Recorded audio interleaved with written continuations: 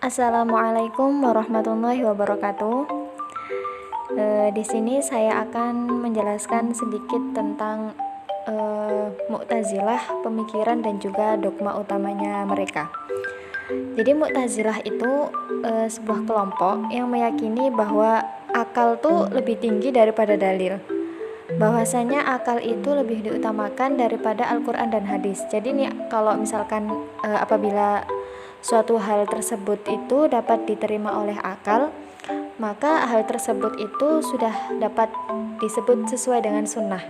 Tetapi jika pemikiran tersebut tidak sesuai dengan akal, maka mereka tuh menolak pemikiran tersebut walaupun hal tersebut itu terdapat dalam Al-Quran dan hadis.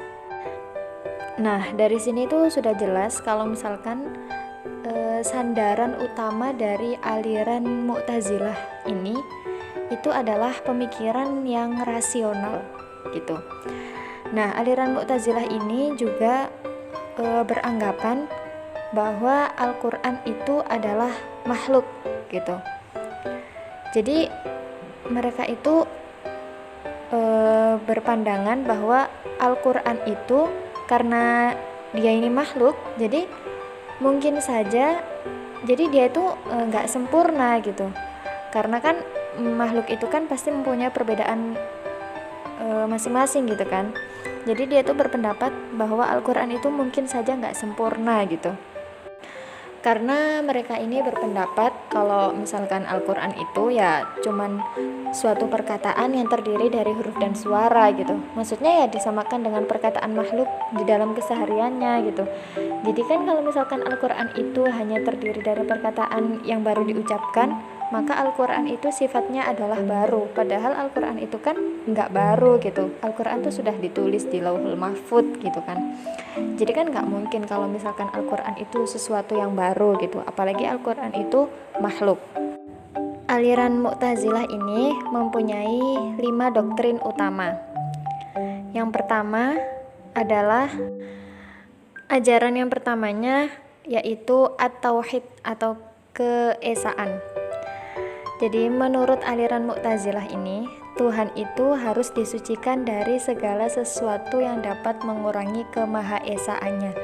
Maka dari itu, Tuhan itu tidak mempunyai sifat karena sifat-sifat itu merupakan zat itu sendiri. Menurut mereka bahwa sifat-sifat Allah itu menyebabkan banyaknya zat Allah. Padahal Allah itu kan satu. Bahkan mereka ini ingin menghilangkan sifat-sifat Allah karena mereka mengatakan bahwa sifat-sifat Allah itu sama dengan zat itu sendiri. Oleh karena itu, mereka menolak asma wa sifat Allah atau mereka menyebut Allah itu tidak mempunyai sifat. Selanjutnya, Mu'tazilah juga berpendapat bahwa Allah itu sifatnya adalah immateri. Jadi Allah itu tidak dapat dilihat dengan mata kepala karena Allah tidak mengambil tempat sehingga tidak dapat dilihat. Kemudian jika Allah dapat dilihat oleh mata kepala, nanti di akhirat berarti harusnya Allah itu dapat dilihat sekarang di dunia ini juga gitu. Ajaran yang keduanya yaitu al-adl atau keadilan. Nah, sifat ini itu ditujukan untuk kesempurnaan Tuhan karena dia itu sempurna, maka Tuhan ini pasti akan adil. Faham ini bertujuan ingin menempatkan Tuhan benar-benar adil menurut sudut pandangnya manusia. Ajaran yang ketiga dari aliran ini adalah al-manzilah bainal manzilatain atau tempat di antara kedua tempat. Ajaran ini berkaitan dengan status orang mukmin yang melakukan dosa besar. Jadi, menurut mereka, seorang mukmin yang melakukan dosa besar itu bukanlah orang mukmin dan juga bukan orang kafir, melainkan orang yang fasik atau orang fasik itu posisinya di tengah-tengah orang mukmin dan orang kafir. Jadi, apabila pelaku dosa besar itu meninggal dunia dan belum sempat bertaubat, maka ia akan masuk ke dalam neraka secara kekal, tetapi siksaan yang diterima oleh pelaku dosa besar tersebut lebih ringan daripada orang-orang kafir.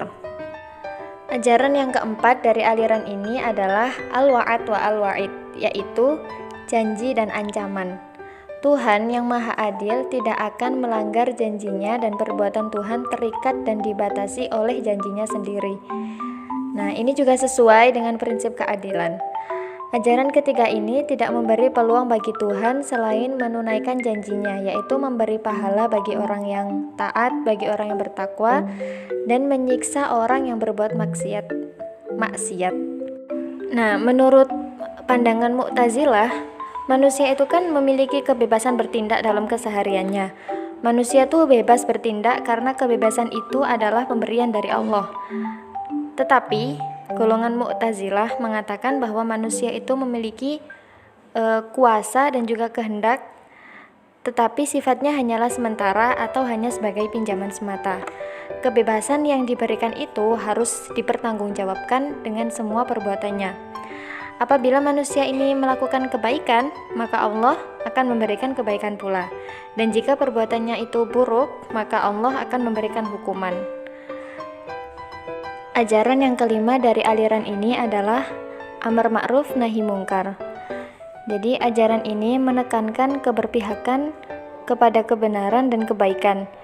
Ini merupakan konsekuensi logis dari keimanan seseorang. Pengakuan keimanan itu harus dibuktikan dengan perbuatan yang baik, diantaranya dengan menyuruh orang berbuat baik dan mencegahnya dari kejahatan. Bahkan aliran Mu'tazilah ini juga menetapkan bahwa semua muslim itu wajib untuk melakukan upaya penyiaran dakwah Islam dalam menunjuki orang yang sesat dan mencegah orang untuk mencampur adukan kebenaran dan juga kebatilan, sehingga tidak dapat menghancurkan Islam. Ajaran ini berhubungan dengan pembinaan moral, di mana dalam membina moral umat, Mu'tazilah berpendapat bahwa amar ma'ruf nahi mungkar itu sebagai suatu bentuk kontrol dari suatu bentuk kontrol sosial yang wajib untuk dijalankan. Akan tetapi, kalau tidak cukup dengan seruan, maka aliran ini juga berpendapat boleh melakukan kekerasan kalau misalkan seruan itu nggak cukup untuk metode berdakwah. Begitu. Cukup itu dari saya, kurang lebihnya mohon maaf. Wassalamualaikum warahmatullahi wabarakatuh. Terima kasih.